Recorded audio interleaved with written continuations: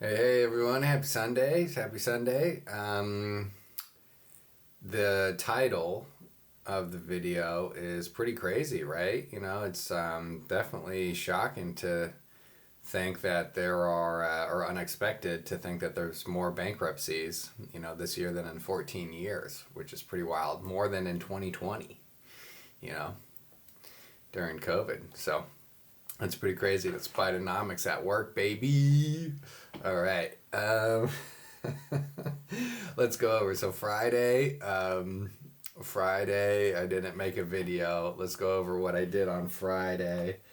Emerging markets at 7 in the morning. Bought calls 7 in the morning.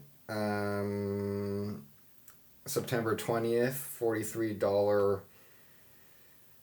strike price, $1.25. Those ended the day at $1.12. Super weak day. Really not good.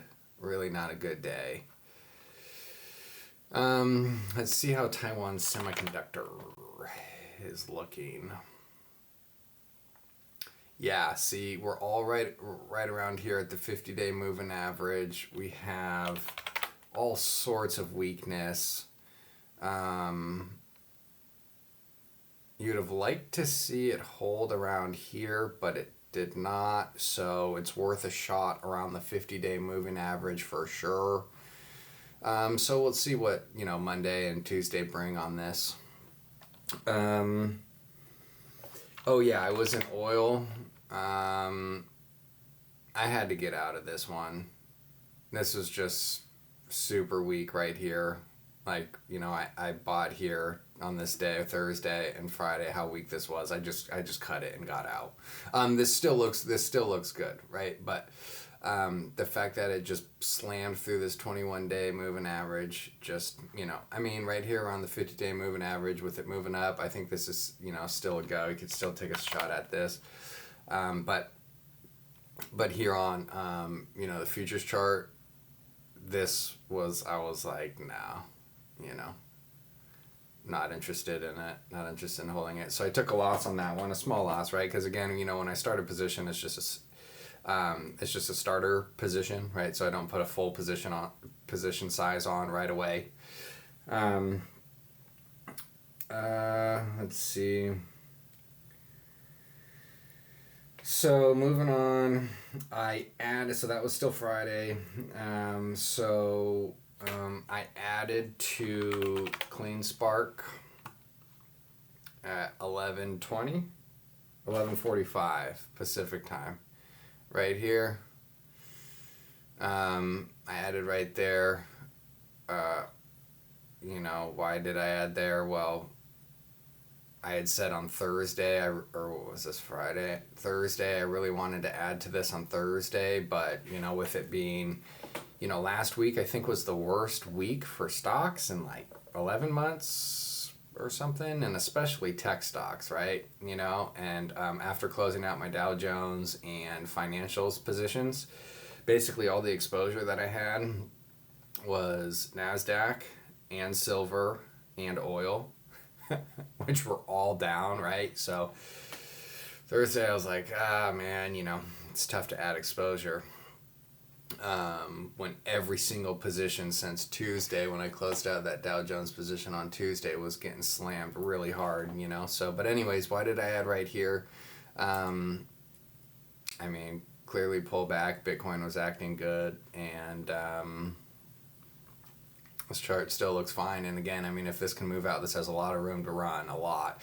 And Coinbase, 10%. This looks sweet. I was kind of kicking myself. How did I not see this on Thursday? That's beautiful. Right back to the 50-day moving average, 21-day moving average.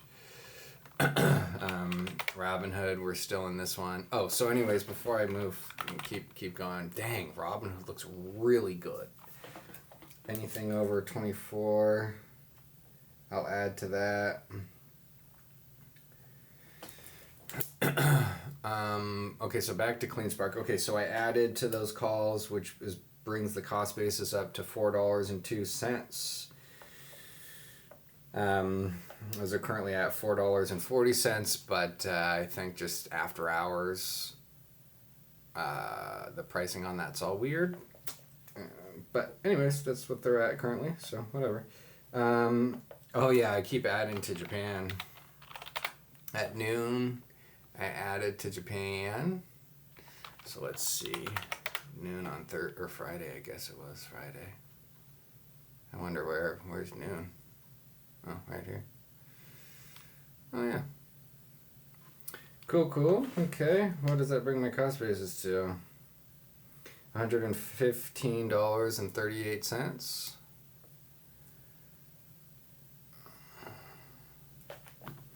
Yeah. Yep. Cool. Still looks good. Still looks fine. I mean, again, you have a report that came out that said there's a really bad COVID outbreak in Japan or something that's like really dangerous and spreads like crazy or something. But whether that's true or not, I don't know. What I do know is true is Japan has seen record amounts of tourism. So clearly that's going to be good for the economy, right? And so again, I don't argue with a chart that's in an uptrend. We've had many discussions about Japan being in a recession, all back through here. Their currency's like on the brink of collapse all through here. But money doesn't care, right?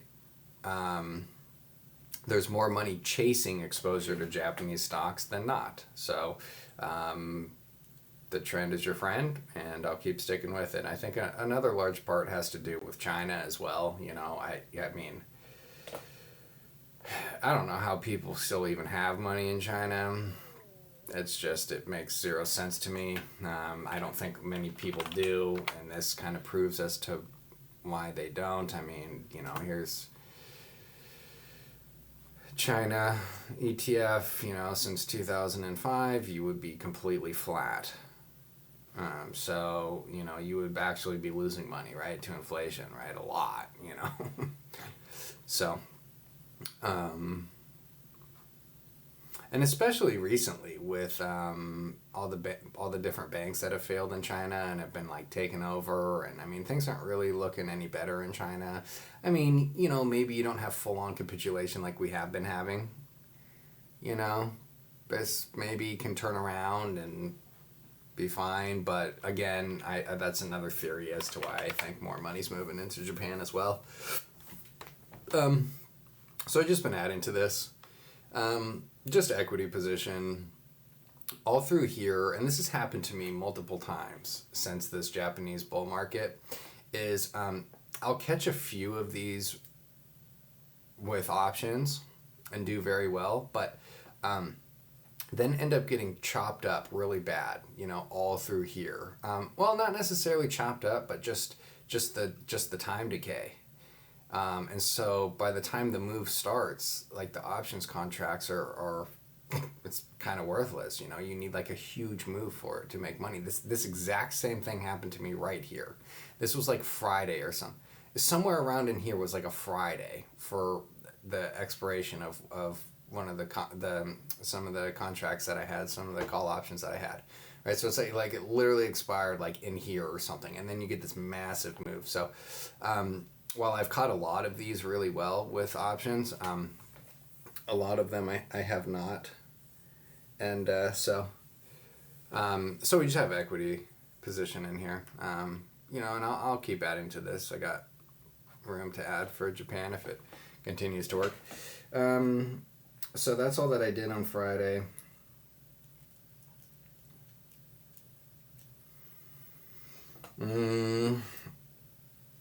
I've been saying I wanted to hold some futures contracts, NASDAQ, for some sort of bounce that you would expect would be coming, because I think it could be pretty violent. There's lots of people that are short tech stocks, but I didn't on Friday. Let's see what things are doing right now.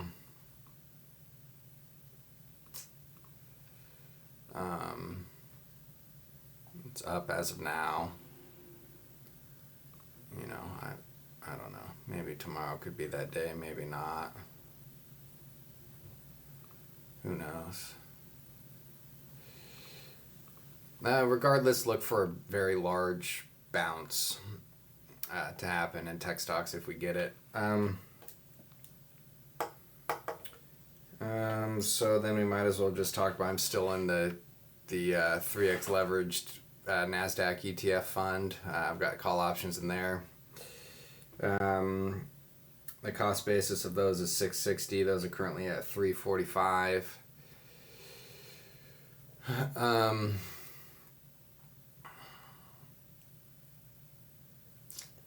You know, why am I still in those? Well,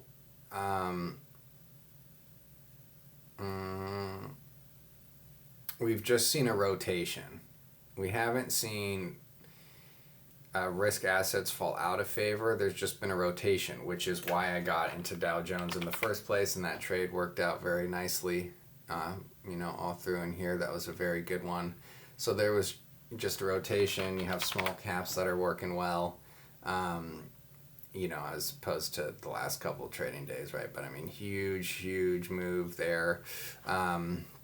Financials, right? Huge move to all-time highs. Dow Jones just breaks out to all-time highs. IWM is within a few percentage points of Russell 2000 of all-time highs. Bitcoin had like a 20% week or something. I don't know. I could be totally wrong. But regardless, huge week, from here all the way up to here. So it's not like risk assets have fallen out of favor. NASDAQ is above its 50-day moving average. That is trending up. But oof, yeah, I mean, this is rough, right? I mean, this is the first large gap down that I can remember during this bull market. I mean, even all through here in September, there wasn't one. I don't even know the last time there was one. Jeez. So that is of concern. Don't get me wrong. That's of concern for sure. You have this gap to fill in here. That would be really hard for me to hold those calls through all that. Huge volume here. So then let's look at some stocks that make up NASDAQ. Rejected at the 50-day moving average. Meta, that's not good. Google, barely holding the 50-day moving average. That is not good. Microsoft, kind of got rejected at the 50-day moving average. Again, not good. What else? Amazon's been getting slammed, way below the 50-day moving average. That's also not good, right?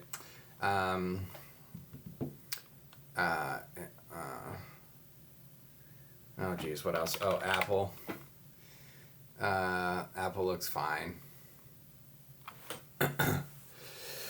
Tesla reports earnings this week. Oh, so does Google. Oh, dang.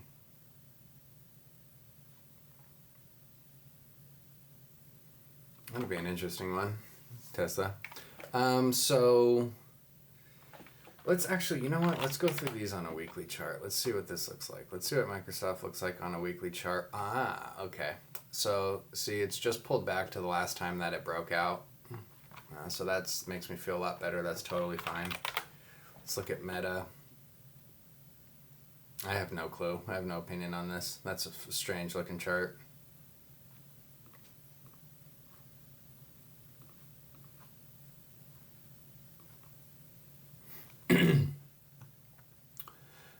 No opinion on this. The fact that it is completely lost from reaching an all-time high that very same day, basically, and just completely failed, is of concern. I've never had a Facebook ever, so I never really care what they do. I've never traded anything with Facebook, so.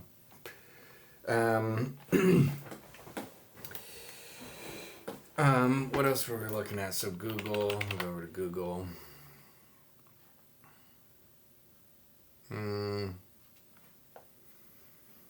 I mean, again, I mean, this isn't a clear uptrend, right? You know, so you give positions every chance you can for them to work. We looked at Microsoft. That looks really good. Microsoft, Apple. We looked at Apple, but not on the weekly chart. Yeah. So I mean, what do you expect this thing to just go straight up? You know. You know, I guess for NASDAQ to have its worst week in like 3 years, or no, not 3 years. Was it 11 months? Anyways, worst week in a long time. And for these stocks to kind of look like this is not that concerning. I'm 50-50 on it. But regardless, we're in a bull market and I treat it as such. Okay, so that's it. Moving on. Silver. Silver. You guys remember I said, you know, any close like below 30, and I would get out. So it was actually, silver ETF. I said any close below 27 and I would get out. Well, the very next morning you wake up, it gaps all the way down, like 3% down. Like, oh, that made the decision for me, you know. So I'm still in these. Those are down pretty big. Those are September 20th expiration, $27 strike price, $2.16. Those are currently at $1.50. Again, this is why I have trade longer dated call options, right? Because you know, if you got like 60 days to expiration or more, you can withstand these larger moves, 3% moves, 5% moves, and then you can still, you know, make good money on the contracts when they come back, and you can give your position as much opportunity to work. Whereas if you were holding like 30 days out, you know, but especially anything less than 30 days out, you would need a major move. Like if you bought back up in here, the time decay and the decrease in price of the underlying would significantly erode the premiums of those contracts. So you would need a huge move in order to make money on those, right? So I don't really like risking that much percentage-wise, you know? I'll sacrifice some of the percentage gain. But again, I mean, you know, the Dow Jones position was an 84% gain.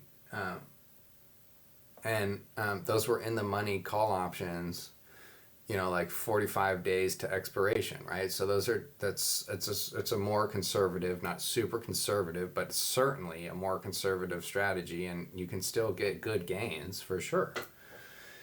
You know, anyways, okay, so that's silver. Let's see what gold looks like.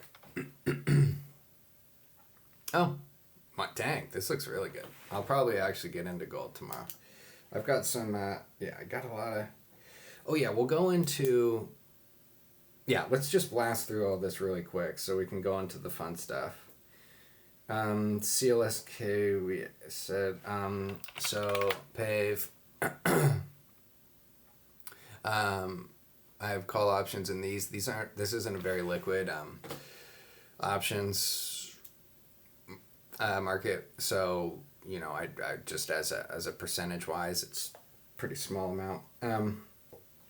But September 20th, $36 strike price. So again, you know, they're like 60 days to expiration, a few percentage points in the money, you know, 8% or so, 6, 7, 8-ish% in the money, right? So anyways, $3.45, those are currently at like $3 or so. Yeah, $3.02. Okay, this still looks totally fine. Again, you know, this line that I had drawn here, this trend line, remember I said I wasn't going to really make any trade decisions based upon it. It's really just to kind of catch my eye that like, hey, this is a consolidation period that has broken out.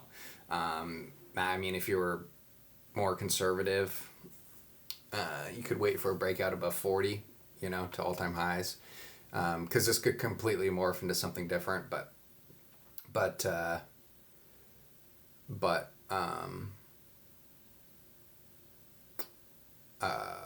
regardless, it's some sort of breakout of a consolidation that has been acting very strong. So it's worth going after. It's also kind of like a Trump trade, right? So the infrastructure stocks, materials, industrials performed well when last time, November of 2016, was it? Yeah, something like that.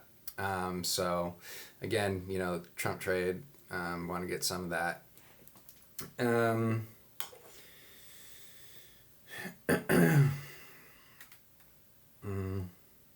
So, okay, I think that's basically all my... Oh, no, that's not all my positions. Goldman Sachs, can't forget about this. This still looks completely fine. I have no intention of selling this anytime soon.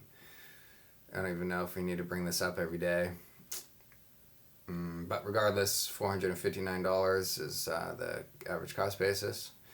That was right here. Remember, that was fun to talk about.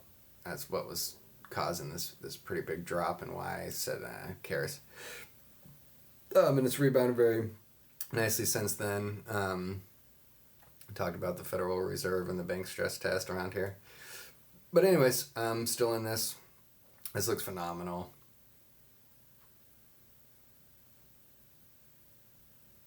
That's a pretty crazy wick. Yeah, no reason to sell this. I'm not going to... There's no reason.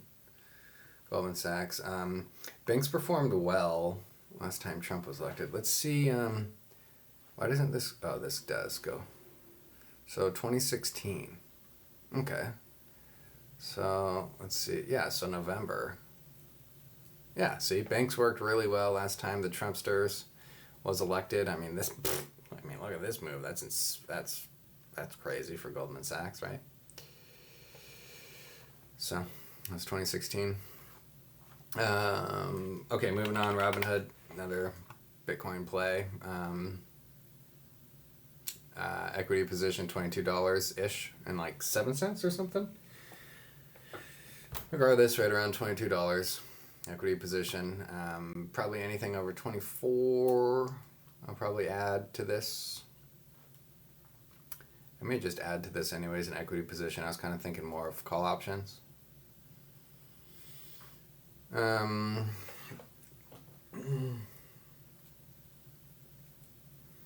So Robinhood ad, that'll be on the plan. Maybe Coinbase. I mean, I think Coinbase actually looks a lot stronger. Maybe not. Maybe. So either Coinbase or Robinhood. Either Coinbase or Robinhood.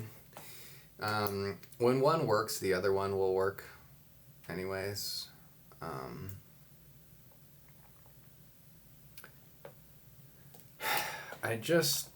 You could make the argument that Coinbase is the stronger of the two, but the fact that Robinhood has this huge base makes me lean a little bit more towards Robinhood.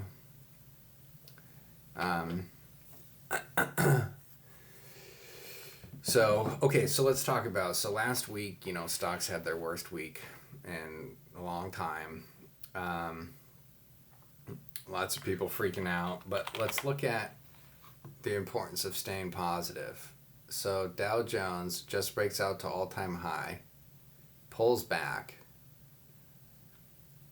I'm stoked on this. We made multiple great trades all through here. I will certainly be looking to start a position in this again. Absolutely. Anything around 400, I mean, even right here would be cool. And I would hold this all the way down through here, 396 or below. Again, I'm talking about an options contract, maybe like a 50 days to expiration, something like that. Something that's in the money, maybe $400 strike price, maybe like September 20th expiration. That would be sweet. Same thing with XLF. Again, we had a good trade in here.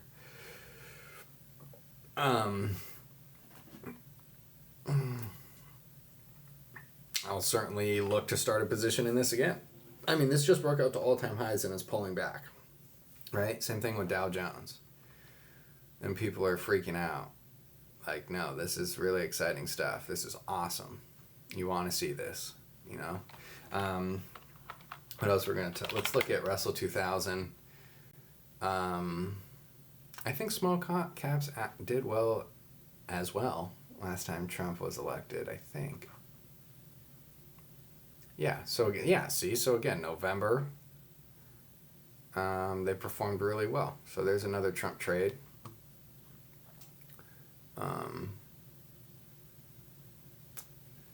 Until this really starts working and really trending higher, I don't know if I'm going to go after this one. Also, right here, the risk to reward is pretty wild. Not in a good way. So anyways, there's a lot, the same thing with emerging markets too. Remember? Emerging markets. This worked beautifully in here, and then I got out right around 44. And this is pulled back pretty substantially, which I don't really like to see on heavy volume. But again, you know, this is in an uptrend. Nothing crazy though, but let's see what emerging markets did last time Trump was elected. So 2016, right? Was that it? 2016? Yeah. They got slammed. It got slammed. So, whatever. 9% of this fund is in Taiwan Semiconductor. So essentially whatever Taiwan Semiconductor does, so will the emerging markets ETF. And that's just a starter position in that one, I think, that I have. Emerging markets. Yeah, it is. It is. So no cause of concern there. This doesn't look terribly good. Jeez. Yikes.